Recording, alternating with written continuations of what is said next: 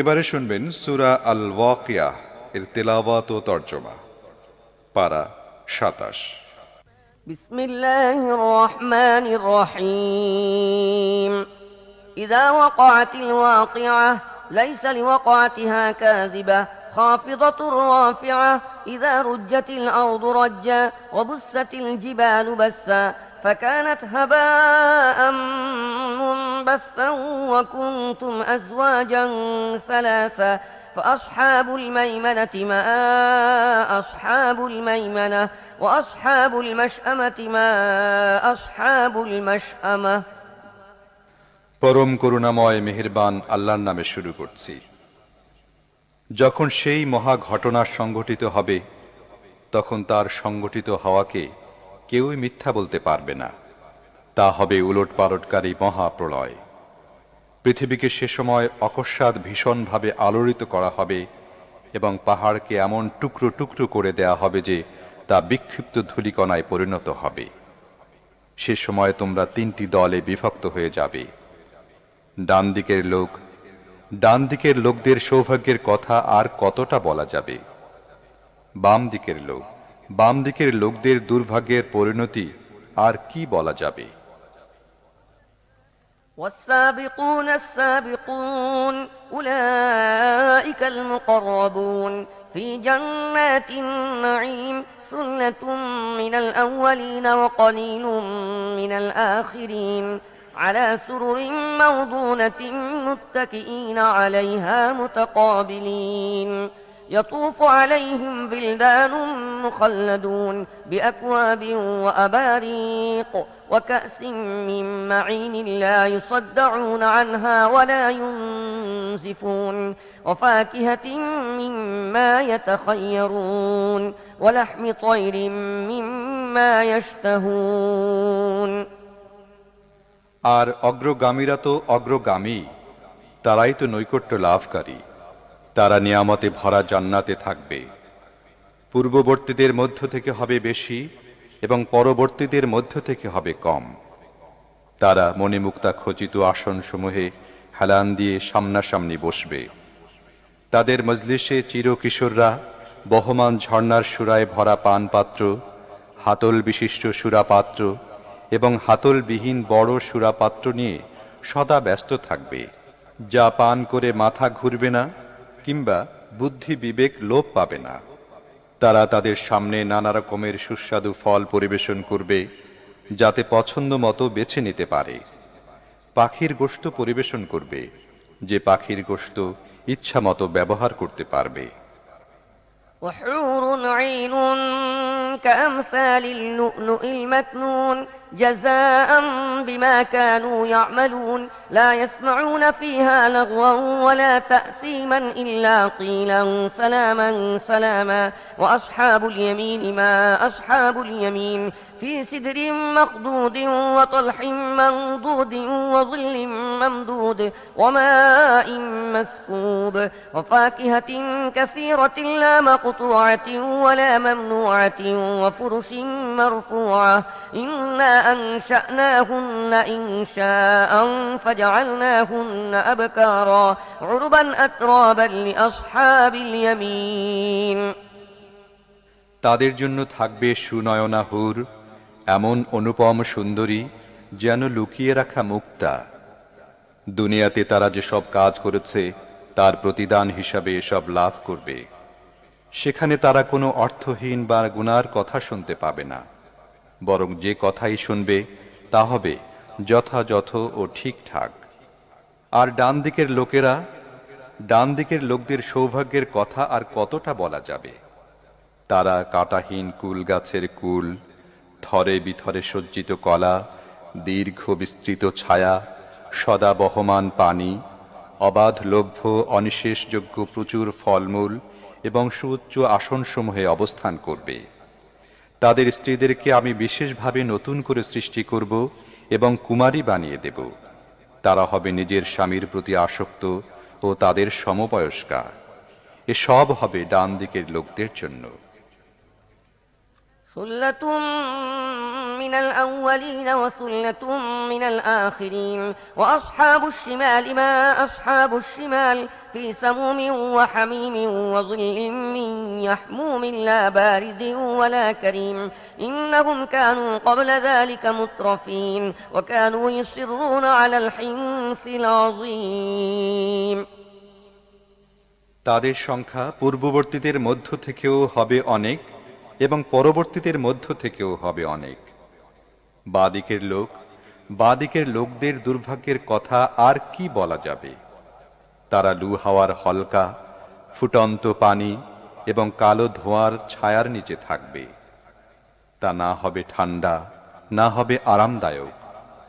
এরা সেসব লোক যারা এ পরিণতি লাভের পূর্বে সুখী ছিল এবং বারবার বড় বড় গুনাহ করত। وكانوا يقولون أئذا متنا وكنا ترابا وعظاما أئنا لمبعوثون أو آباؤنا الأولون قل إن الأولين والآخرين لمجموعون إلى ميقات يوم معلوم ثم إنكم أيها الضالون المكذبون لآكلون من شجر من زقوم فمالئون منها البطون فشاربون عليه من الحميم فشاربون شرب الهيم هذا نزلهم يوم الدين نحن خلقناكم فلولا تصدقون أفرأيتم ما تمنون أأنتم تخلقونه أم نحن الخالقون বলতো, আমরা যখন মরে মাটিতে মিশে যাব এবং নিরেট হাড্ডি অবশিষ্ট থাকব, তখন কি আমাদেরকে জীবিত করে তোলা হবে? আমাদের বাপ দাদাদেরকেও কি উঠানো হবে যারা ইতিপূর্বে অতিবাহিত হয়েছে? হে নবী, এদের বলে দাও, নিশ্চিতভাবেই পূর্ববর্তী ও পরবর্তী সময়ের সব মানুষকে একদিন অবশ্যই একত্রিত করা হবে। সেজন্য সময় নির্দিষ্ট করে রাখা হয়েছে। তারপর হে পথভ্রষ্ট ও অস্বীকারীরা, তোমাদেরকে জাক্কুম বৃক্ষজাত খাদ্য খেতে হবে। তোমরা ওই খাদ্য দিয়েই পেট পূর্ণ করবে এবং তারপরই পিপাসার্ত উটের মতো ফুটন্ত পানি পান করবে। প্রতিদান দিবসে বাঁ দিকের লোকদের আপ্যায়নের উপকরণ। আমি তোমাদের সৃষ্টি করেছি, এর পরও কেন তোমরা মানছ না? তোমরা কি কখনো ভেবে দেখেছ যে শুক্র তোমরা নিক্ষেপ করো, তা দ্বারা সন্তান সৃষ্টি তোমরা করো না তার স্রষ্টা আমি? نحن قدرنا بينكم الموت وما نحن بمسبوقين على أن نبدل أمثالكم وننشئكم فيما لا تعلمون ولقد علمتم النشأة الأولى فلولا تذكرون أفرأيتم ما تحرثون أأنتم تزرعونه أم نحن الزارعون لو نشاء لجعلناه حطاما فظلتم تفكهون إنا لمغرمون بل نحن محرومون আমি তোমাদের মধ্যে মৃত্যুকে বন্টন করেছি, তোমাদের আকার আকৃতি পাল্টে দিতে এবং তোমাদের অজানা কোনো আকার আকৃতিতে সৃষ্টি করতে আমি অক্ষম নই। নিজেদের প্রথমবার সৃষ্টি সম্পর্কে তোমরা জানো, তবু কেন শিক্ষা গ্রহণ করো না? তোমরা কি কখনো ভেবে দেখেছ যে বীজ তোমরা বপন করে থাকো, তা থেকে ফসল উৎপন্ন তোমরা করো না আমি? আমি চাইলে এসব ফসলকে দানাবিহীন ভুসি বানিয়ে দিতে পারি। তখন তোমরা নানা রকমের কথা বলতে থাকবে, বলবে আমাদেরকে তো উল্টা জরিমানা দিতে হলো, আমাদের ভাগ্যটাই মন্দ।